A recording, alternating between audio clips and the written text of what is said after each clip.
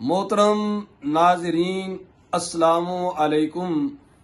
آج وطن عزیز پاکستان کو آزاد ہوئے 77 سال بیت چکے ہیں۔ آزادی بلا شبہ اللہ تعالیٰ کی ایک عظیم نعمت ہے۔ اس نعمت کی قدر کرتے ہوئے ہمیں خالق حقیقی کا شکر ادا کرنا چاہیے۔ ہمیں اس مقصد کے لیے شکرانے کے نوافل ادا کرنے چاہیے، قرآن خوانی کرنی چاہیے، اور جن اسلاف نے اس ملک کو قائم کرنے میں بے مثال قربانیاں دیں ان کو خراج تحسین پیش کرنا چاہیے۔ ہمیں اللہ تعالیٰ کے حضور گڑ گڑا کر ملکی سلامتی اور استحکام کے لیے دعائیں کرنی چاہیے۔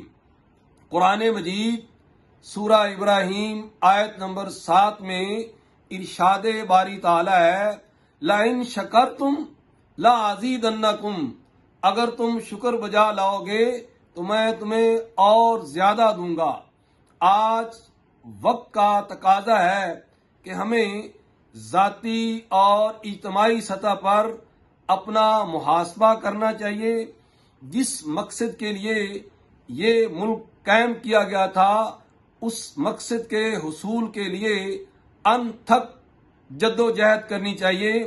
اس ملک کو، ارض پاکستان کو صحیح معنوں میں فلاحی مملکت اور اسلامی ریاست کے کالم میں ڈھالنے کے لیے اپنی بھرپور کوشش کرنی چاہیے۔ ناظرین، کسی نعمت کے حصول پر جشن منانا شرعی حدود کے اندر نہ صرف جائز بلکہ ایک مستحسن عمل ہے، لیکن جشن آزادی کے نام پر غیر شرعی امور کا ارتکاب کرنا نہ صرف غلط ہے بلکہ اللہ تبارک و تعالی کی ناراضگی کا سبب بنتا ہے، بلکہ ایک طرح کی اس نعمت کی ناشکری ہے۔ آج ہمیں جشن آزادی کے موقع پر رقص و سرود یعنی ناچ گانے کی محافل، ون ویلنگ، ہلڑ بازی، آتش بازی، جانی اور مالی نقصان اور دوسروں کے حقوق کی پامالی سے گریز کرنا چاہیے۔ بطور پاکستانی اچھے شہری ہمیں کسی دوسرے کو نقصان پہنچانے سے مکمل پرہیز کرنا چاہیے اور فضول خرچیوں سے اجتناب کرنا چاہیے۔